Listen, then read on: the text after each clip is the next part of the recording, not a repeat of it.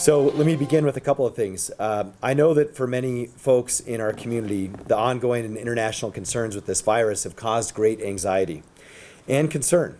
And I know there's also frustration about the myths and about the theories that are going around out there.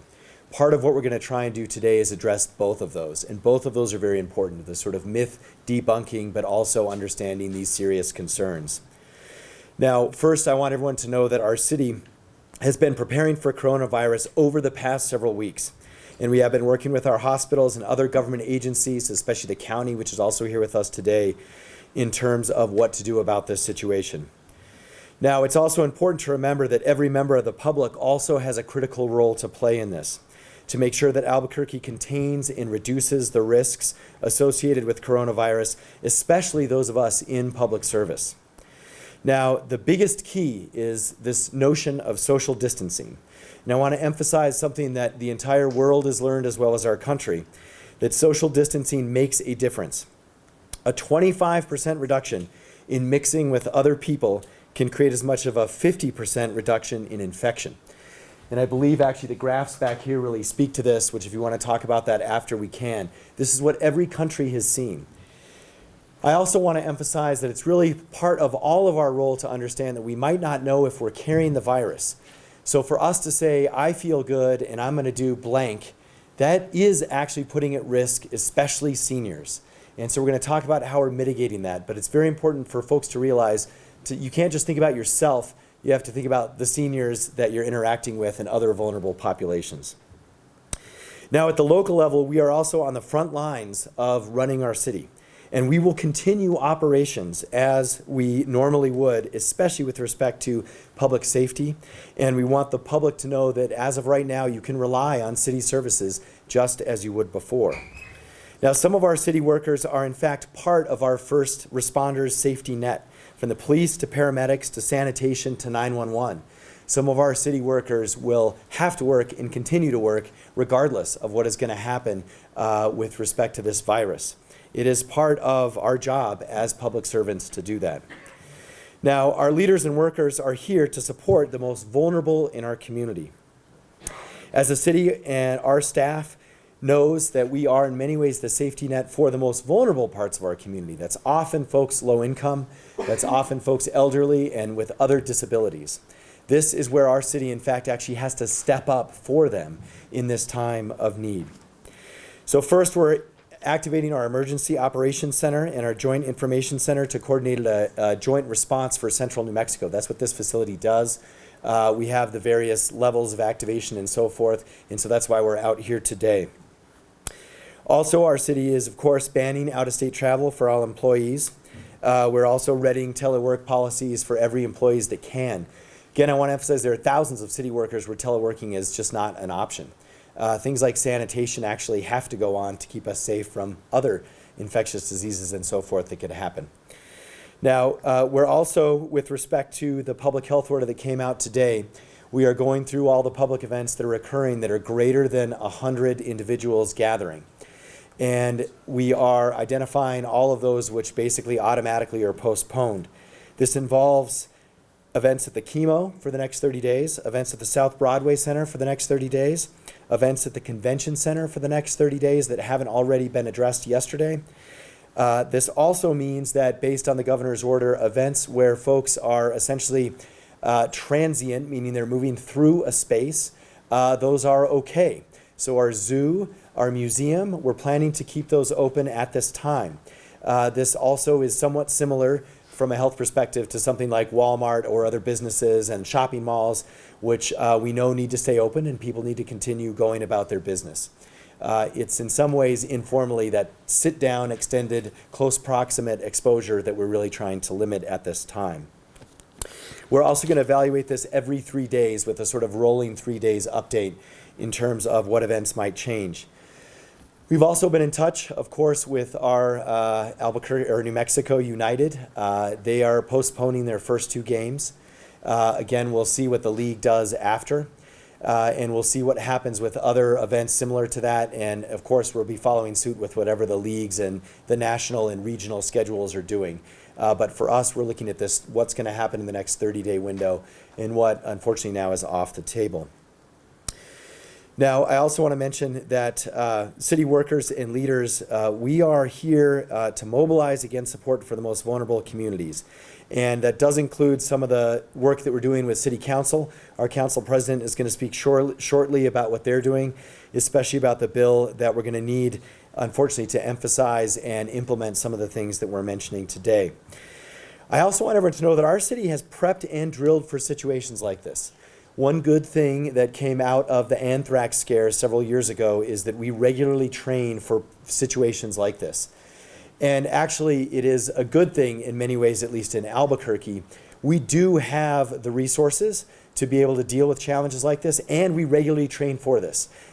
In fact, I believe in the last year we trained for an anthrax situation. So this is one good thing about having a city of our size and our resources, in a sense that we're as ready as we can be. We're as prepared as we can be, and we're putting those plans into action. I also want to urge the public, of course, to take the same precautions that everyone is now discussing. That means staying home if you're sick, avoiding unnecessary social interaction, large events, of course, washing your hands, coughing in your elbow. I also want to remind folks that to be very careful about discrimination. Discrimination is against the law and should be reported to our Albuquerque Office of Civil Rights. We have not heard any challenges around this in our city, but we know they are happening elsewhere in America, and we believe Burqueños will keep that one Albuquerque spirit and also be there to help each other and to check on each other and not fall victim to things like discrimination and scapegoating. There's stigma and xenophobia that can drive suspected cases underground, so that is also very important. This behavior can actually lead to people underreporting, and that makes us all worse off in terms of knowing how big the challenge is. It's also really obvious and important to say that the coronavirus does not discriminate at all. Race, ethnicity, or demographic or factors, and neither should we. Now, we also want to encourage folks, we want people to reasonably stock up on supplies, the key being reasonable. If we get into situations around hoarding and, buying certain types of things in complete disproportionate amounts, whether it's soap, food, and water, it's actually inappropriate, and it will be very counterproductive to our community. And I think most importantly, this is where we have to step up for our state. Pretty much everything goes through Albuquerque that then goes through rural communities. So if Albuquerque starts doing this, we're actually going to hurt rural communities first. So this is a way where you've just got to be reasonable in what you're thinking about in terms of a 2-week or a 30-day horizon. I also want to remind folks, I don't want to speak for entities like PNM, the New Mexico Gas Company, the Water Authority. We anticipate no problems related to any of those things. So that is one thing that is different than like a hurricane or a tornado. We do not foresee any infrastructural challenges. And so that's actually a good thing. People should have a little bit of a sigh of relief, especially around things like our water supply and so forth. Now, also, especially here in Albuquerque, we are no strangers to challenges. Our city has dealt with initiatives and situations like this before in terms of natural disasters, even going back to things like the hantavirus and so forth. We have a wonderful hospital. We have an amazing university health team, and we have a great emergency preparedness team in conjunction, of course, with our county. So we are ready, and we are putting those plans into action. Now, we're going to get into a few more details about this. And so I'm going to begin by introducing our Chief Administrative Officer, Sarita Nair. Specifically for our employees, we have a ban on non-essential out-of-state travel for all employees. And we're encouraging employees to use teleconferencing and email to replace those face-to-face meetings.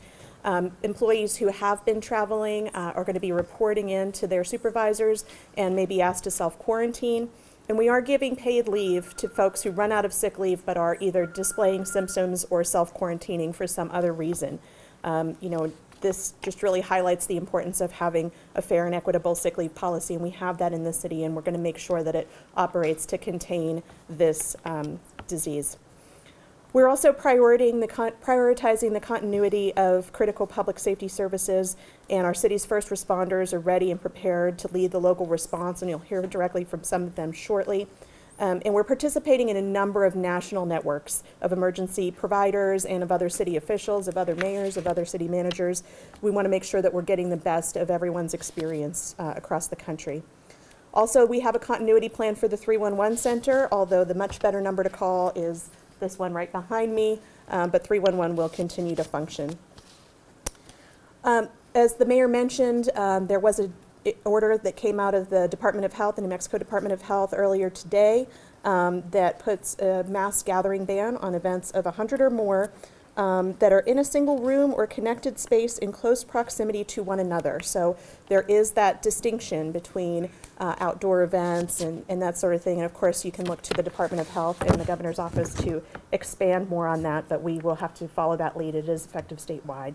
All our city facilities, including the Sunport, the West Side Emergency Housing Center, all our senior centers, community centers, multi-generational centers, and public transit vehicles and facilities will go through an extensive periodic, if you will, sanitation and sterilization program to ensure that we are keeping those facilities as clean as possible as it relates to the fact that these facilities are always under a lot of constant, if you will, trafficking from the citizens in the community. So, for example, our buses will be sterilized and cleaned every evening. We will do some periodic cleaning during the day.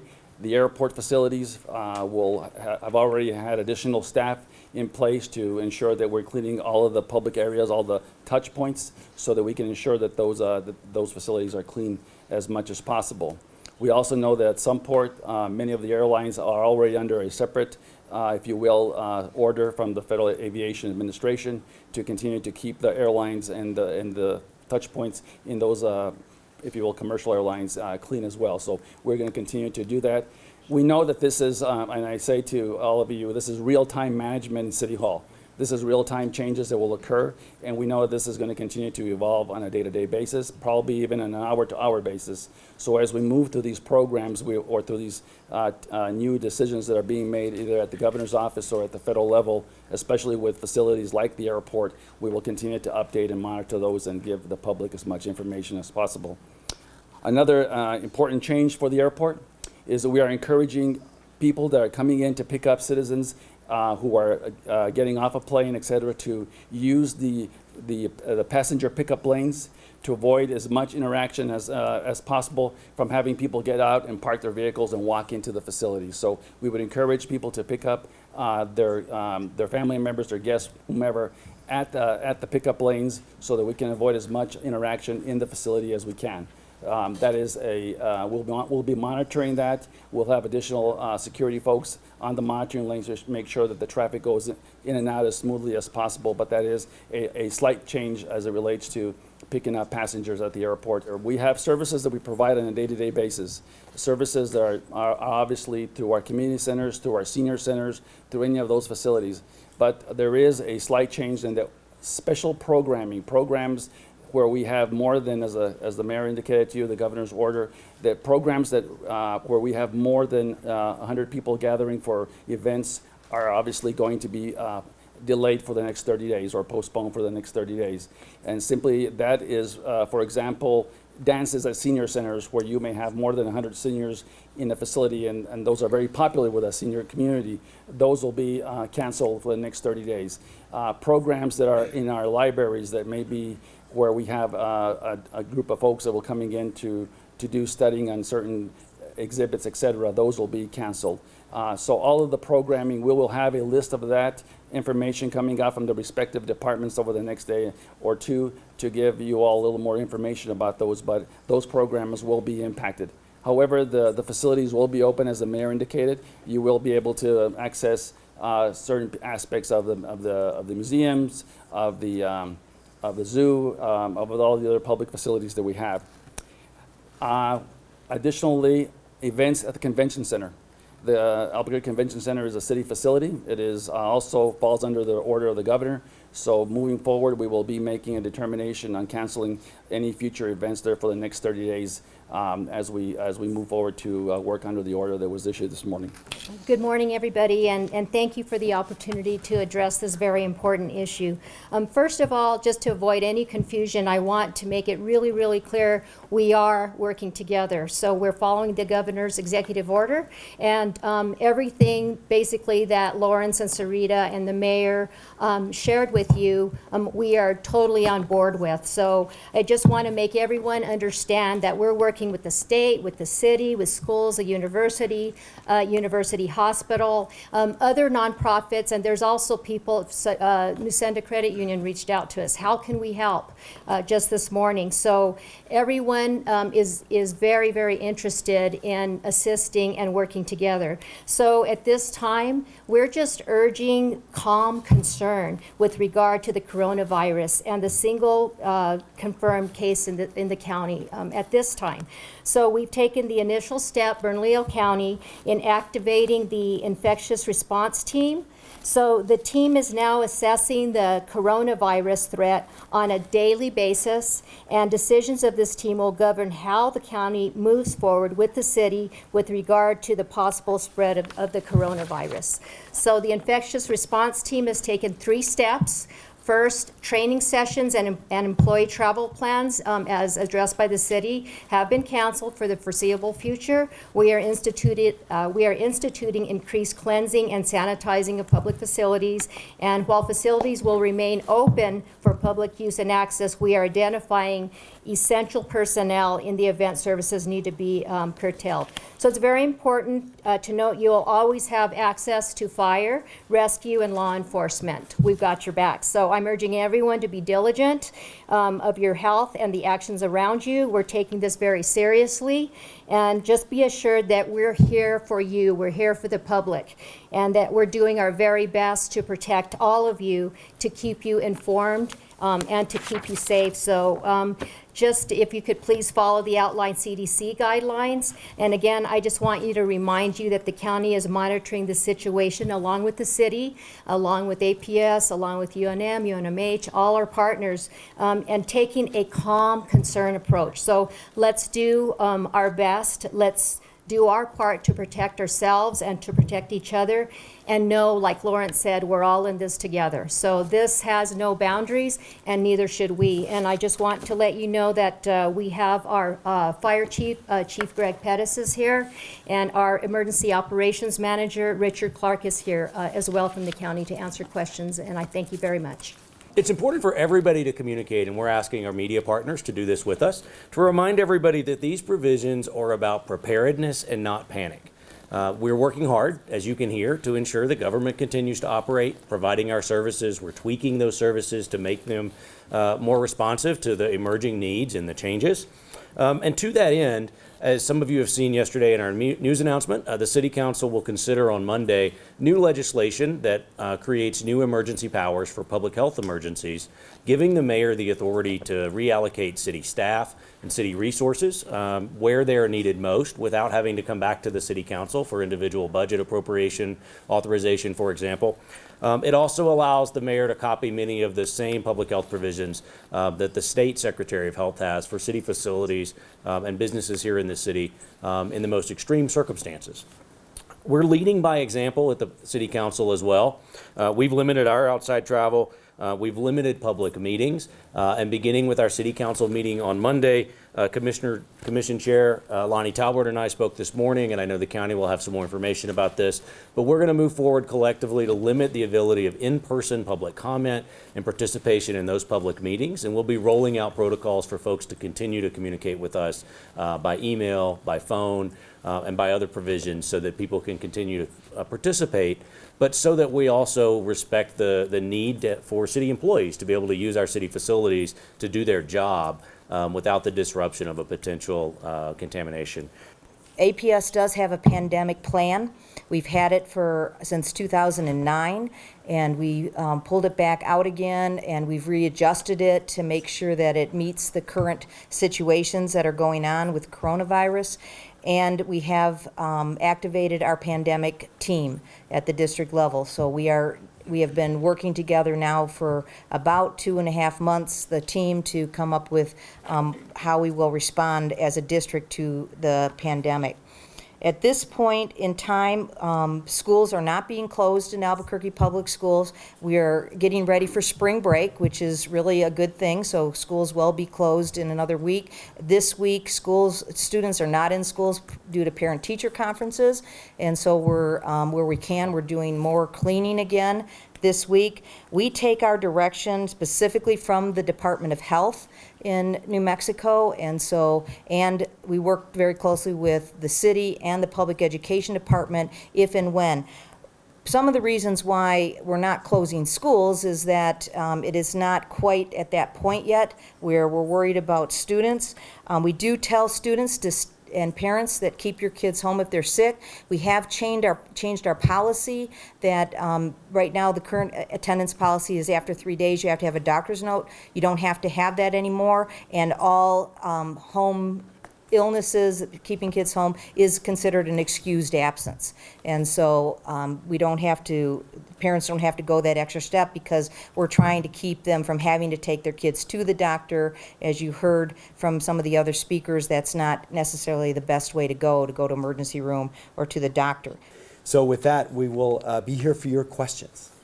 Sure. Precautions you guys are taking right now at MDC for inmates, staff, newcomers, and people leaving? Great question. I'm going to tee up our county officials, whichever one would like to field that one. So Greg Pettis, Bernalillo County Deputy County Manager of Public Safety and Fire Chief. So with regards to MDC, we continually and always screen any individual that is brought into MDC. We have upped those screenings under the medical provider that is contracted at the Metro Detention Center.